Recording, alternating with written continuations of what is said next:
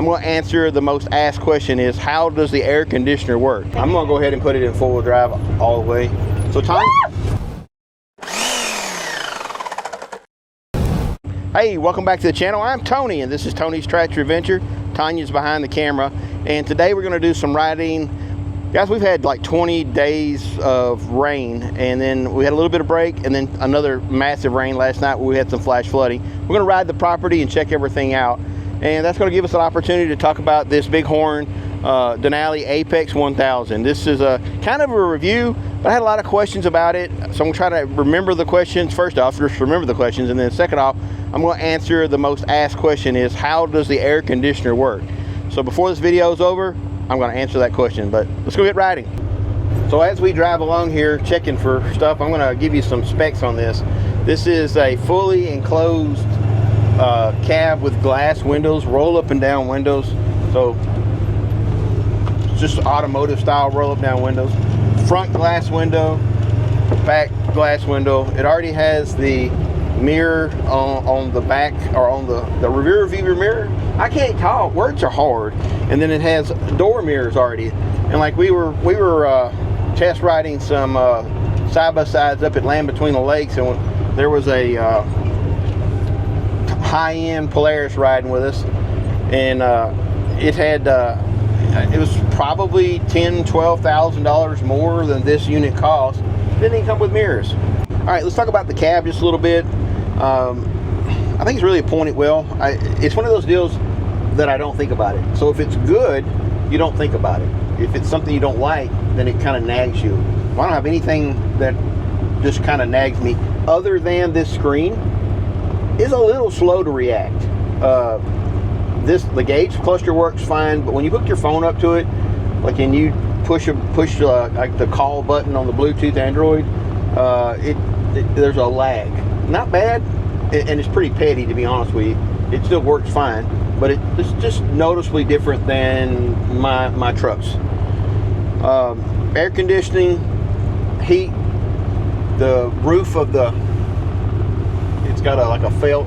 So the engine is running right now idling, and me and Tanya can have a conversation. I mean, we've done it.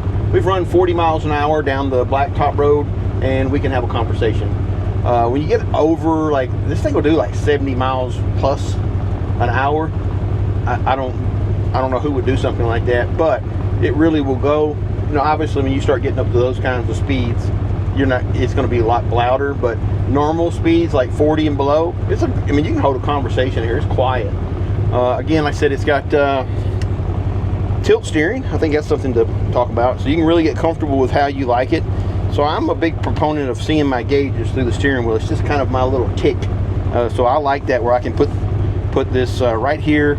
To me, it feels comfortable. And then, you know, it's got everything you would expect. Lights, winch control, horn, and it's a very loud horn. And room for the dog. And room for the puppy that wants to ride in the seat, but we won't let her. All right, so let's take a look down there. This is something I pushed this out with the Dozier back when we first got it. And it's all overgrown too again. Yeah, it's all overgrown. So I'm gonna go ahead and throw this dude in four-wheel drive. So right here is that's all you do to throw it on four-wheel drive. That's just your basic four-wheel drive. Yeah, I was afraid of that. I see some washout already. It's got to go around it for right now. I don't think we'll be able to make it. It's too bad. It was muddy the other day when I was coming down here with the golf cart, and it was just really bad. Was that washout there? Yeah. I'm gonna go ahead and put it in four-wheel drive all the way. So Tanya didn't ride with us when we went to the Land Between Lakes. This is kind of really nothing. All right, so we got a tree down up here, which is a small tree right in front of us. Now I've got that's the only thing, I didn't break the brakes in. I actually was running pretty hard when I first got it, just playing with it, and I jammed the brakes, and now they're glazed. That's not the unit's fault. Here's a tree right there. I don't know if you see it. So we'll go across that. I'll put that in low range. Oh.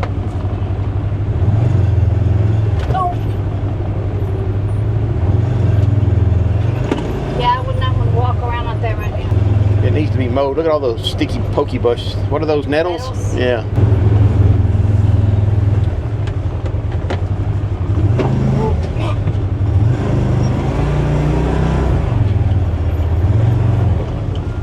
unit has, they call it 1,000 cc, or kind of, I guess I call it 1,000 cc, but it's actually 976 cc's.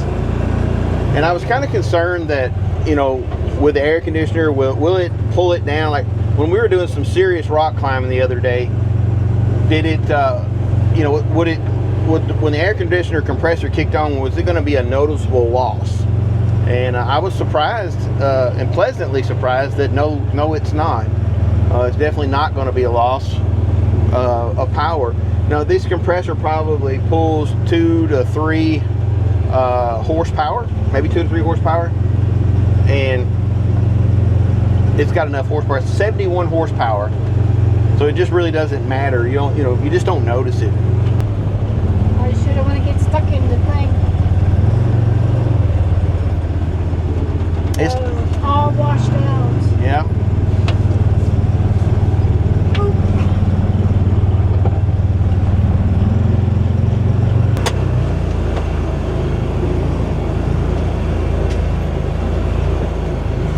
So it's got a 12-gallon gas tank, and what that means is you can run a lot in one day before you're probably not going to fill it up every day unless you're just driving really long distances.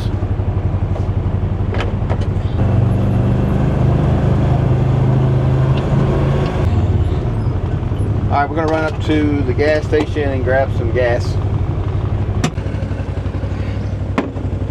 So let's talk about trailering this thing. So if you're going to trailer this side-by-side weighs, I guess, about a little over 2,000 pounds, and you can put 750 pounds in the bed, and it's like 1,600 pounds you can tow. Don't quote me on all the data, but it's got a winch that'll pull 4,500 pounds. But like when you get on the road like this, it says a max speed on the brochure thing, or on the web page. It says max speed 62.5 miles an hour. I can tell you for a fact that ain't true. It'll go faster than that. I don't think you should, and I don't recommend it. But I got up to 60 something the other day, and it had plenty left. But I just don't see why you would want to go that fast in a side-by-side. What we're doing just gets really dangerous.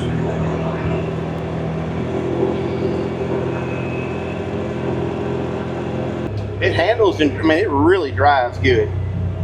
I need to really like grind these brakes hard, get that glaze off of them.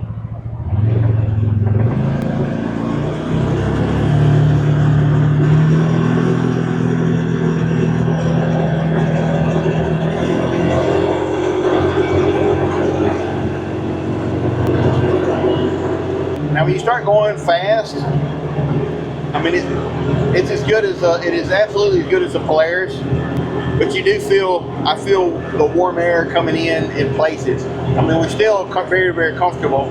The air conditioner is still doing a good job, and I don't even have it on high, but 30, 40 miles an hour, I mean, it's really comfortable. Turn it on all the way. I think what's good about this UTV is that I don't think about it. So again, like if something's wrong, if you feel like if you have a piece of equipment and something's wrong with you, that constantly nags you, and I don't have that feeling with this side-by-side in any way. It's just comfortable.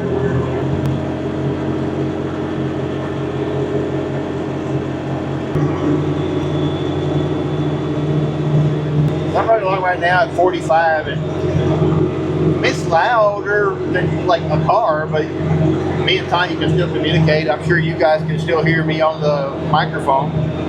Again, you get above 40, it starts getting to be where you got to raise your voice some, but 40 and below, you can just hold a conversation.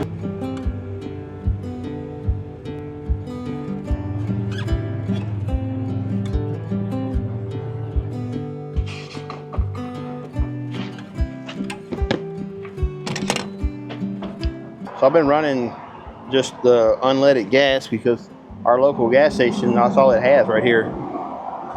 Sometimes I'll get gas in a container and bring it out to the farm that's like, you know, like 89 straight gas, no ethanol, but I've had no problems with ethanol in this. It says it's capable of running ethanol fuel.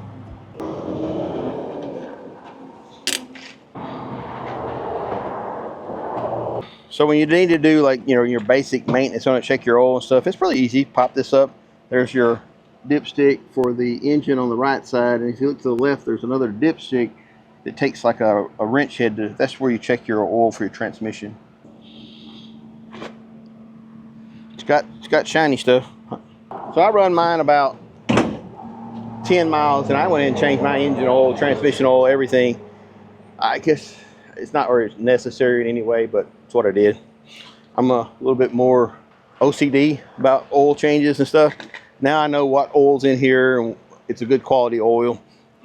Not saying that they put bad quality oil in it, but it's just my personal preference. When I get a new piece of equipment, new car, or whatever, shortly after I buy it, I have an oil change done on it.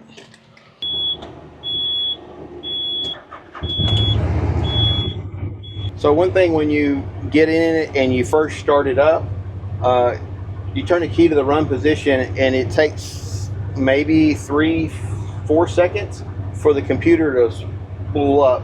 The computer controls everything on here. So after it spools up, like, you know, it goes through its cycle, then you push or turn it to start, and it starts. But it won't start.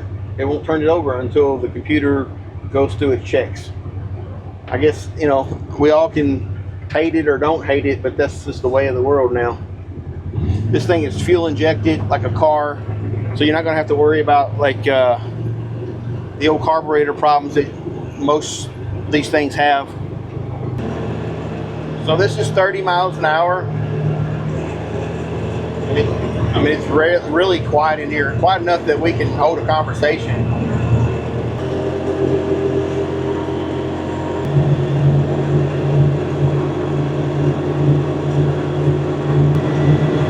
Somebody lost a tire. Oh yeah, that's all up and down through here.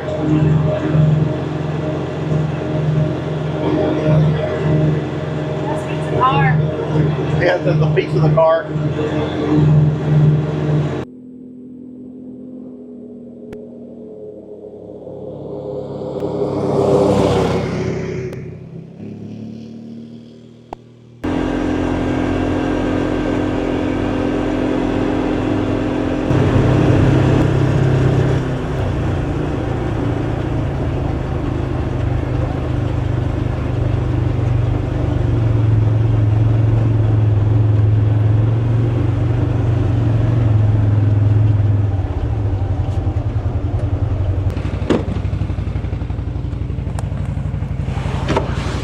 There, 209.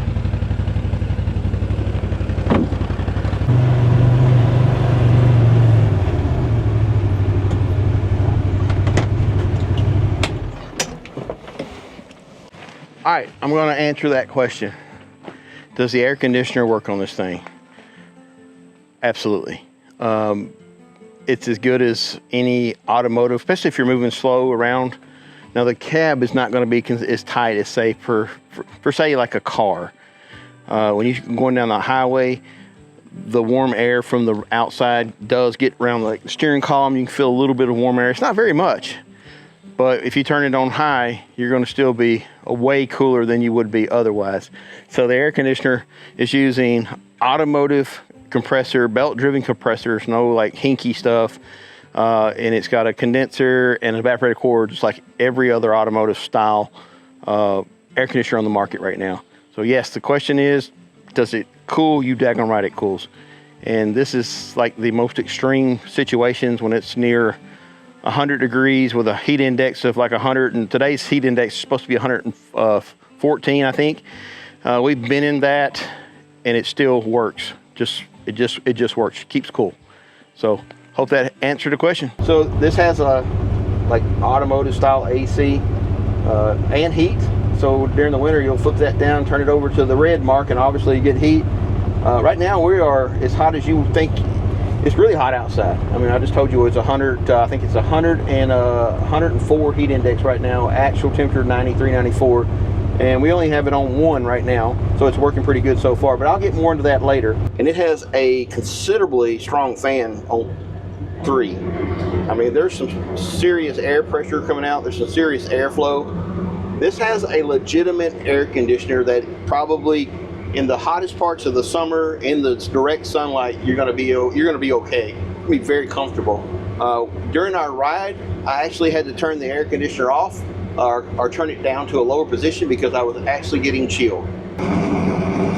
God bless. Have a great day.